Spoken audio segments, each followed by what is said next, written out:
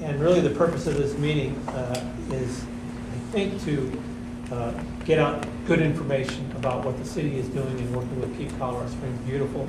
I read editorials and newspaper articles, and I think there's a need to actually put out more accurate information than what was represented in the newspaper. The city of Colorado Springs, first off, values all the veterans here in Colorado Springs, regardless of where they live or their state in our community. And we are very supportive of veterans. And we're not going to do anything that negatively impacts those veterans, because we respect what they did. So that's probably first and foremost. Number two is, we want to work with everyone in the community who deals with the homeless population, the nonprofits, other volunteer groups, the police department, Keep Colorado Springs Beautiful, because I think we have an obligation to help take care of those in our community who need the help the most.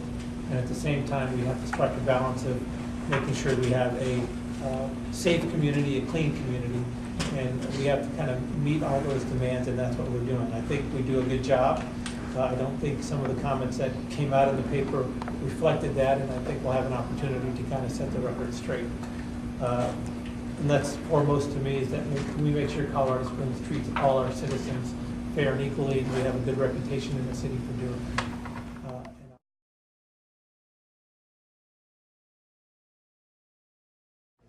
Well, Mr. Cole, I looked at all the videos I could online, and I did see a video where I thought I saw a teenage boy, looked like a teenage boy. Yes. And I thought it was a pillow. To me, that's what it looked like, but it went into a trash bag. But what Dee is saying, I guess, is that the video didn't go far enough, and you had to take it, put it back. Is that what you're saying? Yes. Okay. Well, and I think that's one of the issues that I would like to determine, whether or not we should be doing that, even picking up something that we think is somebody abandoned, or whether it's a pillow or a jacket that somebody's going to come back to, they just happen not to be there. And from my point of view, from an elected official, that's when I want the city attorney to look at whether or not we should even be thinking about picking up a jacket. Wow, it looks old and tattered, it's probably left here, I'm going to put it in the trash. That's a question in my mind, whether or not we should be doing it. Or if that's in a written policy somewhere, and if it's not, then we need to address that. So that's a valid issue, and I guess if the video had gone through and we would have seen the child put that thing back, then it would not be an issue. But I think that's something we have to address.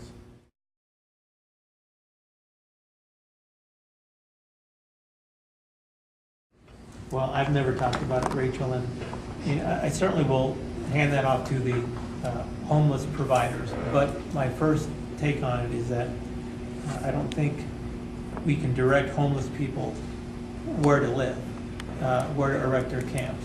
And I think they are, from what I've understood reading some of the city attorney's stuff that she's provided me, I think they have their right to be in the public right-of-way. It's just like someone standing on a street corner, that's a public right-of-way. We can't tell them you can't stand there.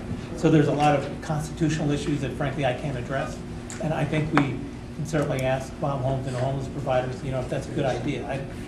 I don't know if that would work, and that really isn't something I want to determine right now, but we certainly can explore it. My first take is I don't deal with the homeless. I'm imagining you can't tell them go live there and they'll go stay someplace else. I don't think they'll cooperate.